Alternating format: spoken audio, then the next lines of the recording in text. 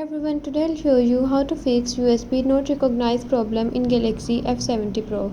Just watch the video till end and follow the steps one by one. If this video helped you, don't forget to like, share and subscribe.